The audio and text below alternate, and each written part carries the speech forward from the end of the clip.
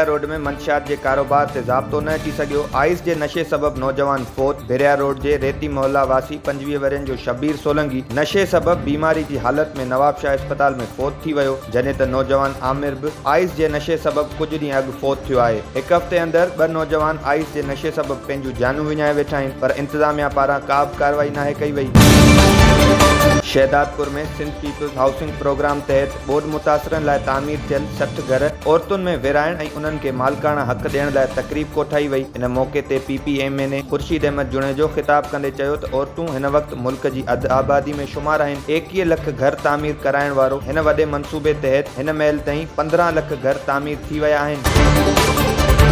गंबट में वधंदड़ बदअमनी ख़िलाफ़ पेटे अलिफ तालका गंबट सचो ग्रुप पारां प्रेस क्लब आॾो एहतजाजी मुज़ाहिरो कयो वियो। इन मौक़े ते उस्ताद अॻवान रोशन हुजण, अली हसन मंगी, सरवर खेड़ो ऐं ॿियनि मीडिया सां ॻाल्हाईंदे चयो त कुझु ॾींहं अॻु चाबी चोर उस्ताद ग़ुलाम सरवर खेड़ो जी मोटरसाइकिल काहे फरार थी विया। चोरी जी NC मक़ामी थाणे ते दाख़िल आहे, पर पुलिस का बि अॻु भराई नाहे कई। उन्हनि DIG सखर ऐं SSP खैरपुर खां मुतालबो कयो त चोरनि खे गिरफ़्तार करे उस्ताद जी मोटरसाइकिल वापसि कराई वञे।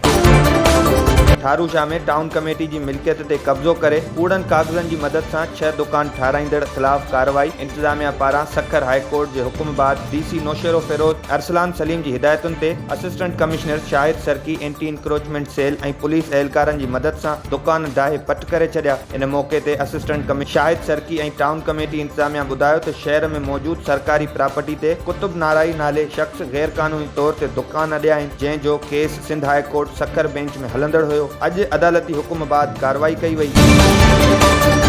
नवाब वली भरसां मांजन में हज़रत शाह अवैस करनी जो 37 उर्स मुबारक अक़ीदत ऐं एहतराम सां मल्हायो वियो। इन सिलसिले में नवाब वली भरसां दरगाह फैज़ हाशमी खां सवनि जी तादाद में अक़ीदतमंदनि ऐं मुख़्तलिफ़ दरगाह जे गादी नशीननि शिरकत कई। उन मौक़े ते हमद ऐं नात सां गॾु सूफ़ी कलाम जी बि तक़रीब कोठाई वई।